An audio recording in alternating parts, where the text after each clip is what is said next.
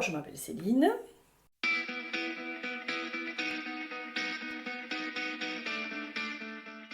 Hyper active et sensible et très nature en fait. Voilà, c'est moi le franco de porc et d'emballage.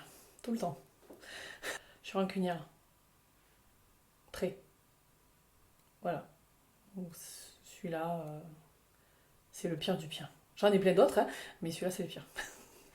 Moi je fonce dans le tas quoi. Enfin, je me dis ça passe, ça casse. Ben ça casse. C'est pas grave, on se relève, on repart. Je sais pas m'arrêter. Et on me le reproche très souvent d'ailleurs. De pas savoir dire stop. Ça suffit maintenant. L'écoute. J'écoute beaucoup les autres. Et je suis pas très à l'écoute de moi, mais par contre à l'écoute des autres, oui. Le fait de pouvoir écouter les autres, ben, c'est aussi pouvoir interagir au mieux possible avec eux et répondre à leurs attentes. Donc oui, voilà, c'est cette qualité-là qui m'a permis de m'affirmer partout. Le respect que j'ai envers l'humain. Parce qu'en fait, moi, j'aime tout le monde du moment que tu me fais pas de mal. Oh, si tu me fais du mal, là, moi, je t'aime bien et on en revient à la rancune. Donc voilà, ça perdure après. Le fait d'être sociable et forte, parce que quand tu es sociable, il faut être super fort. Parce que le problème, c'est que quand tu donnes aux gens, comme on l'a dit tout à l'heure, ils te prennent beaucoup. Et le jour où toi tu reprends, ils comprennent pas, donc il faut être fort pour arriver à leur expliquer, mais attends, moi, à ce moment-là c'était comme ça, mais là maintenant, et puis c'est pas pour autant qu'on doit se fâcher, enfin tout ça, tout ça. Parce que si t'es trop candide et que tu sais pas affronter les choses, un peu mal. L'injustice en premier, ouais. Et la trahison, ouais. Si je me sens trahi, je suis hyper peinée en fait. Je suis très épicurienne, donc rien peut me procurer de la joie en fait. Il suffit que ce soit fait avec don et. Enfin, je sais pas comment l'expliquer, mais ouais, rien peut me procurer de la joie, la vie dans son ensemble. Mon job, voilà, je suis une passionnée de plein de choses, mais j'avouerai que ce qui fait tourner le moteur et un peu aussi là, ben, c'est mon travail. Mon job, c'est de trouver le crédit aux gens, aux particuliers, pour qu'ils puissent ben, obtenir leur projet de vie, hein, parce que acheter une maison, un appartement ou même une résidence secondaire, pas forcément qu'en résidence principale, ben, c'est quand même un projet de vie, mine de rien. Et donc mon job, ben, c'est de leur trouver les meilleures conditions et de les soulager de tout ce qui est administrativement chronophage dans la recherche du prêt. La lecture, l'écriture, euh, j'aime aussi beaucoup la musique. Pendant un temps, j'ai chanté. Voilà, après, c'est des pôles d'intérêt, enfin, somme toute, classiques. T'essayes de me faire dire un truc? Que j'ai écrit un livre? Ou deux même? Puisque c'est 2 tomes. Oui, oui, oui, oui. Ça a fait partie ça a fait partie d'un processus de reconstruction après un burn-out. Un bon gros burn-out, bien connu, voilà, bien tassé. Parce qu'avant, je lisais pas, déjà. Et quand j'ai fait ce burn-out, je me suis mise à la lecture, mais alors intensément. Par contre, j'ai dévoré des livres à une vitesse faramineuse. Je me suis rendu compte que en fait, c'était génial, quoi. Et puis, après, derrière, j'ai repris le boulot, etc. Mais je me sentais rassasiée, en fait, de lecture, on peut dire ça. Je me sentais rassasiée, je me suis sentie une envie, mais c'était juste comme ça, c'était très fugace, hein, comme écrire un journal intime. Hein, voilà, il y en a un jour, il démarre un journal intime. Ben, moi, j'ai démarré un truc qui m'est sorti de la tête comme ça, sur un cahier. C'est que quand je me suis mise au clavier, j'ai commencé à retaper ce que j'avais mis sur le cahier. Et quand j'ai eu fini, en fait, mais c'est comme si j'avais été envoûtée, quoi. Mes doigts, ils ont continué, ma tête, elle a continué. Tout, enfin, ça vivait dans ma tête, hein, c'est un truc. Ouais, c'est un peu bipolaire quand même comme idée, mais voilà, j'avais des gens qui vivaient dans ma tête. Et il me fallait l'écrire, quoi. Et donc j'ai écrit, mais sans aucune arrière-pensée, sans me dire je vais le publier. Franchement, c'était pour moi, hein, c'était pour me soulager moi. Et puis un jour, William m'a dit, envoie-le une maison d'édition, qu'est-ce que t'as à perdre? Puis un jour, j'ai sauté le pas, quoi. Ça a été comme me faire tatouer, j'ai sauté le pas. Et ben, je l'ai envoyé à plusieurs maisons d'édition, parce que ça se fait pas d'envoyer qu'à une, hein. J'ai eu 4 réponses positives, j'en ai choisi une, et puis à partir de là, voilà, l'aventure a commencé. C'est à cheval entre la romance, la vraie romance, hein, et puis l'érotisme bien érotique. Voilà, on est un peu entre les deux, de temps en temps, c'est un peu plus chaud, hard.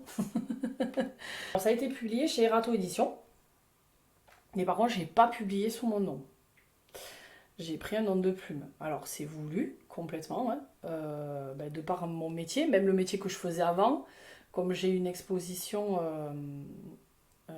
comment dire, une exposition publique, c'est pas évident en fait, hein, le regard des gens, l'idée des gens, parce que alors de suite, ah ouais, elle a fait la romance érotique, ouh, ah oui, ben oui.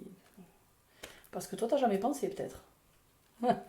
Voilà, nous sommes tous chastes, n'est-ce pas? Voilà, même dans nos idées. Donc du coup, j'ai mis un nom de plume, qui était Colleen Carter. Alors Colleen, parce que ça me plaisait. Voilà, comme on choisit un prénom pour son enfant, Colleen. Et Carter, parce que je suis fan de rugby et de Don Carter, donc voilà, bon, lui, c'était un petit fantasme, genre, ça. Ben, le rugby, c'est... Alors moi, dans ma famille, on est foot, bim. Déjà, j'ai voulu partir à contre-courant, je crois. Ben, je trouve ce sport beau, euh, plein de valeurs. C'est ça, en fait. C'est le, c'est le truc des valeurs. Je comprends pas plus que ça non plus, hein, parce que c'est hyper complexe quand même dans les règles. Voilà, je sais que le mec il attrape la balle, il doit la passer derrière, mais il va tout droit. Voilà, c'est tout à fait logique dans son ensemble. Puis j'aime la ferveur qu'il y a dans les stades, parce que j'ai fait quelques stades quand même. Je vais même aller voir une Coupe du Monde et tout, où il y avait Dan Carter qui jouait. Bien sûr. En physique, je suis hyper rapide, hein, et j'ai une main droite. Non mais c'est vrai, j'ai jamais fait de sport et je suis douée quand même d'une petite force qui va bien quand même. Donc du coup je peux me débrouiller dans plein de choses. Moi ma force mentale c'est ça, c'est d'arriver à prendre, à garder, j'ai entendu, je sais très bien ce que il ou elle a dit ou il a fait ou machin. On le garde et le jour où ça doit sortir, ça sort. Mais ça s'appelle la rancune aussi. Je m'auto-censure. Voilà, parce que des fois ça fuserait super vite. Dans les bêtises, dans tout et n'importe quoi. Comme je suis quelqu'un qui pense, mais il pense beaucoup. Au boulot, il rigole parce que j'arrive, je passe le bureau, je passe la porte et je dis j'ai pensé sous la douche. Donc, je discerne très bien les gens, contrairement à ce qu'on croit, parce que je parais faux folle, etc. Encore une fois, je l'ai dit, j'écoute beaucoup. Et je suis quand même attentive à comment ça bouge. J'ai jamais misé ou fait un truc en me disant tiens, il faudrait le faire comme ça parce que je pense que derrière ça va découler ça. Je dis pas que je calcule pas mes coups comme aux échecs, ça c'est encore autre chose. J'essaye de faire ce que je pense juste sur le moment, en tout cas. Et même si je me plante, après je regarde pas en arrière. Je me dis de toute façon tu t'es planté, c'est en tombant qu'on apprend à marcher, alors tant pis. Voilà, c'est... Je rectifie le tir s'il peut être rectifié. Mais s'il peut pas être rectifié, de toute façon c'est fait, hein. Donc quoi? Je fais quoi? J'essaye de m'adapter de m'adapter sans gêner. Ça c'est important, sans gêner autrui. Et après, voilà, je fais comme je peux. Les principes. L'éducation. Ça va un peu avec les principes de toute façon. L'honnêteté, c'est pareil, c'est un principe. Ouais, parce que je, je pense que, par exemple, pour les parents, quand tu inculques quelque chose à ton gosse, faut pas faire fais ce que je dis mais ne fais pas ce que je fais.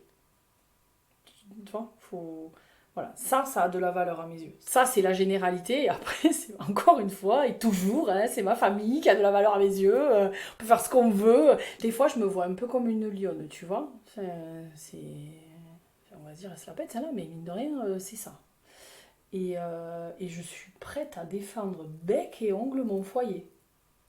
C'est-à-dire que je ne supporterai pas qu'on fasse du mal à William ou à ma fille. Mais même un peu de mal, des fois de la critique où j'ai les poils qui s'irrissent. Alors je sais me contenir, et heureusement que j'ai appris à tourner ma langue cette fois dans ma bouche, mais je saurais être très dure et très virulente, en fait. Ils représentent beaucoup pour moi, quoi, hein, ces deux-là. Donc voilà, c'est mes piliers d'aujourd'hui et mes piliers de demain. C'est ce que je défends, en fait. Mon foyer. Mon foyer, ma famille. Et celui qui touche à ça, ben, il est mal. L'honnêteté, la franchise. Ça, voilà.